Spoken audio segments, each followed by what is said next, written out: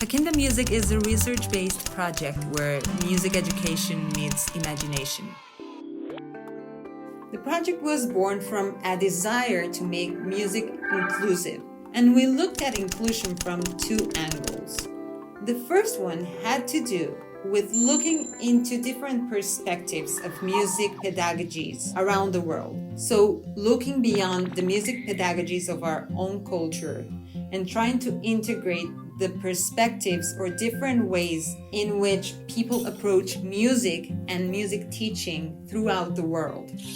Now, the second part was every child is different and every child has different interests. So inclusivity meant reaching children who were already sort of curious or interested in music or were what we would call talented, and those who didn't show interest in music initially. Children with different interests, different profiles, and educators with or without music knowledge.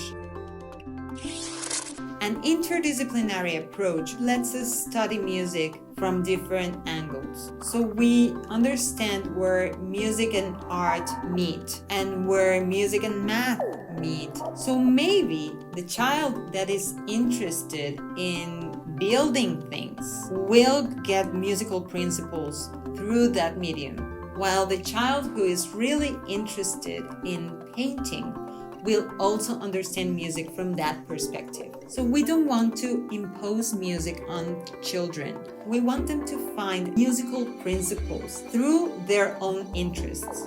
How can we change the perspective from teaching music to developing musical thinking?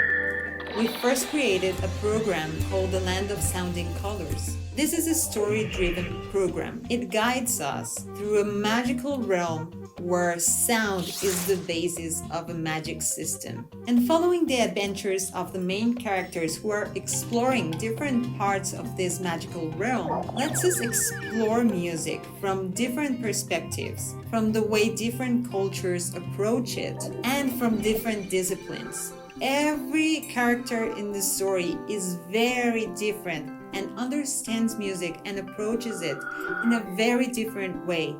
So what happens in this program is children start listening to the story and following the characters.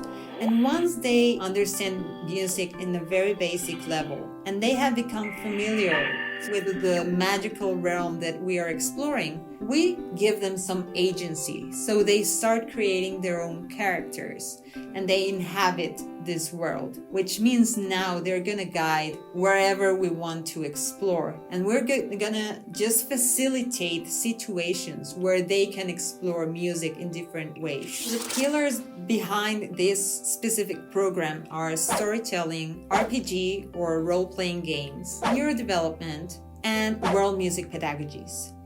Now, alongside, we started developing another program, which is Yathis Musik Blocks. This is a very different kind of program, inspired by Indian music pedagogies, which is the area that I specialize in. This one explores arithmetic, geometry, and tactile play to let children build music, basically, with their hands and mind. We've measured our success through two very simple parameters: the excitement that children and educators show while using our programs. So we want to raise the percentage of children involved, actually emotionally involved in lessons. So we are making sure that benefits are reaching all of them. And the other metric is, are we actually achieving our goals when it comes to music education? Are they able to speak the language of music, understand it, and have we developed musical thinking?